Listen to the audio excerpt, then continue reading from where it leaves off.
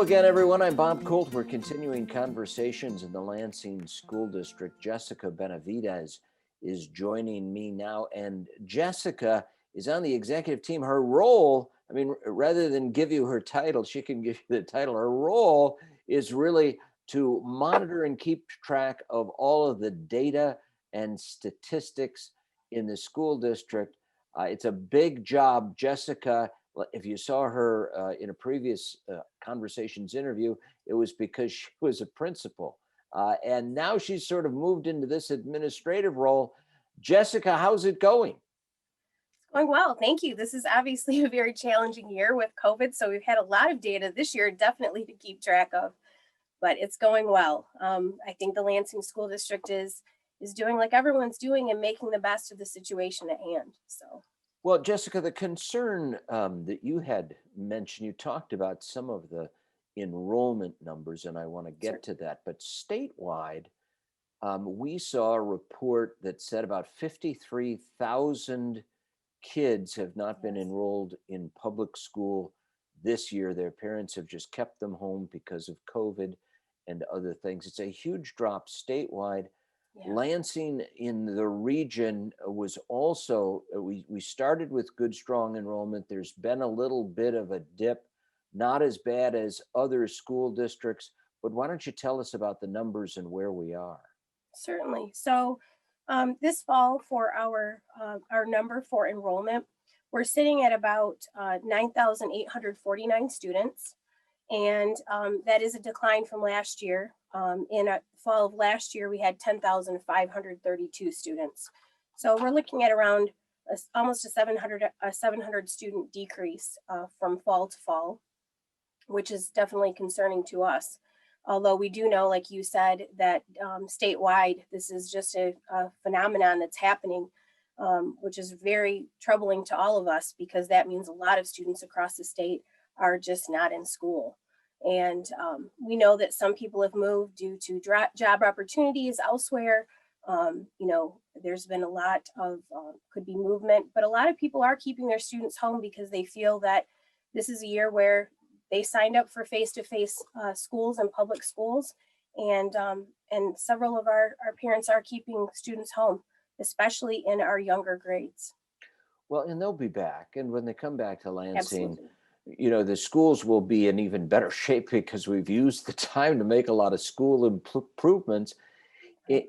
including distancing, being concerned about that, and any sort of disinfecting and all sorts of things Correct.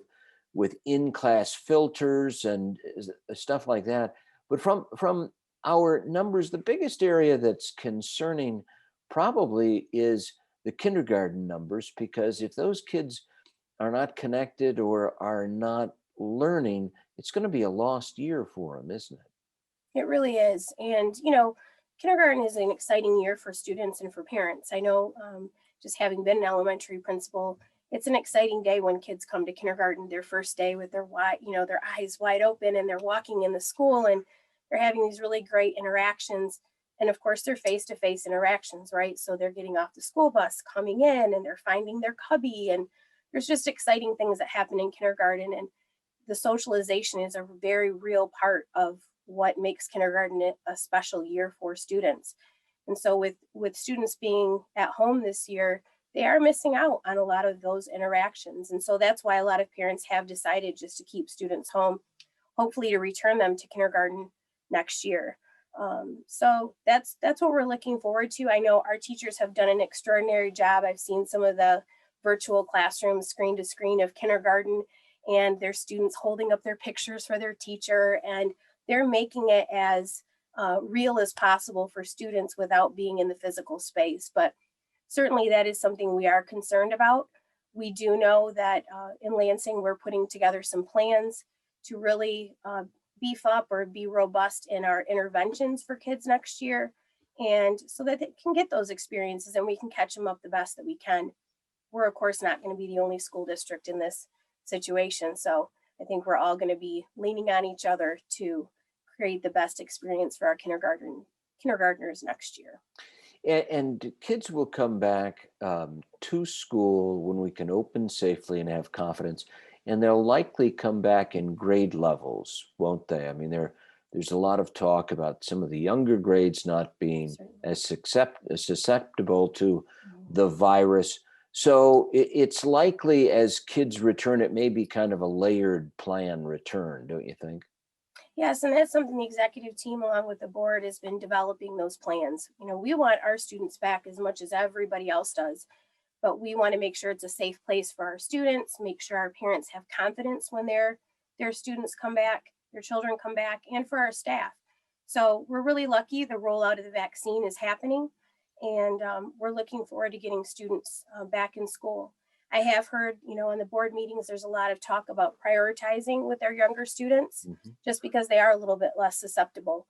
So there hasn't been a solid plan that we have because we're watching the numbers and the metrics, but we definitely are prioritizing. It seems safer to bring our little ones back. Well, and every time the metrics seem to be a little bit of our on our side, there's a bump in the road and it causes everybody to pull back and Right. be cautious, which is the right thing to do. Um, Absolutely. the it looks like our plans are going pretty well. Other school districts who may be much smaller Mhm. and may have a lower case rate have are working to go back. The governor set this March 1st target and goal. Lansing is working to that too, but it's going to take some time to have education to return as normal, don't you think? For sure. We've really been precautious about bringing our students and staff back, and Superintendent Sinocropi has been, you know, very outward about the metrics and making sure that we have the right systems and protocols in place to bring our students safe. We keep hearing the term the new normal, right? And really, it's never going to be like it was. I think that there's a lot of positives that have come out of the pandemic. Never in a snowstorm like today would I be able to visit with you in my in my space, and so Do the kids ever get a snow day if they're online? that is the question of the hour, right? So there's a lot of really great and innovative things that we can take from this experience, and just enhance education for students. But it's going to look different. But I know that we're up to the challenge, and we're really excited to bring kids back. And what are your thoughts? I just want you to talk a little bit about some of the extracurricular activities. They're so important in the Lansing School District. Sure. It's one of the reasons why a lot of kids go to school. If they don't have that, they might Hmm. not have the same motivation Hmm. as they would normally, would they? Hmm. I do know that a lot of our schools are doing things within the school day. For example, Dwight Rich School of the Arts, they still have dance and music and singing and all of the different avenues that they have. Our high schools have worked on developing online clubs, much like you and I are visiting here today. Everett did a online dance performance, which was, if you haven't seen it, it's incredible. So there's a lot of really positive things. I think we've just tried to really shift the best that we can during the time that we have. No one's ever gone through this before, so it's kind of building the plane as we're as we're flying it in education. This is unprecedented for sure. Well, if you could share your thoughts about what you know to be true and kind of help out parents and kids at home to understand what's going to happen in a sequence going forward. What do we expect? We can't predict everything, but there are a lot of variables. Talk about some of the things that are going to happen in the future. Well, I would encourage everyone to tune into the board meetings on Thursday night. That is where you're going to get your most accurate, up to date information. There's a section on there for public comment. You certainly can utilize that as well. We have PCAC, which is a parent group. I would encourage people to join PCAC or at least attend the meetings. They're virtual now, so you don't have to leave your living room to do that. That's where you're going to get your key information. Of course, we will always have robocalls and emails and Facebook and all of the things that we do to communicate out to families.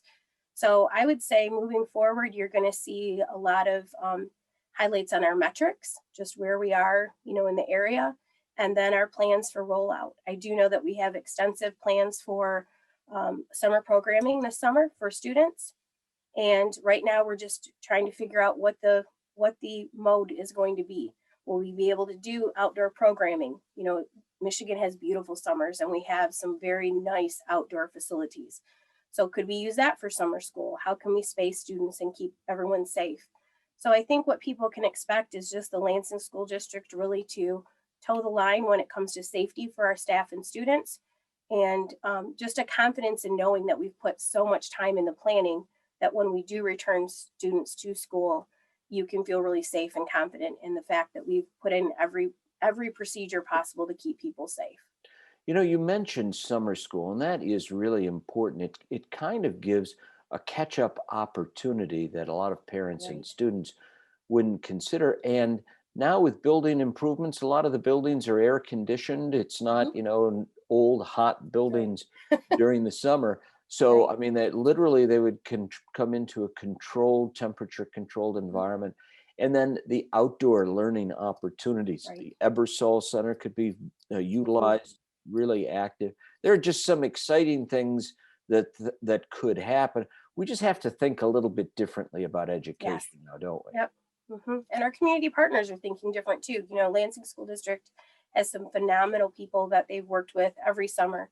And they're thinking differently too about programming that they can offer. You know, we've always had relationships with Waldemar and Fenner and a lot of these outdoor, places. And so those will be really great partnerships moving forward. And like you said, Ebersol, we have several schools with outdoor classrooms, spaces that we could be utilizing. And so we're really excited about what the summer can bring, not only to catch up students, but also just to give them, a taste of what school, is usually like. So, Jessica Benavides, Lansing School District, thank you very much for your time and you bet. sharing knowledge about some of the numbers and what we're looking at going forward in the Lansing School District. Of I'm course. Bob Colt. Jessica, thanks again for joining us. Thank you.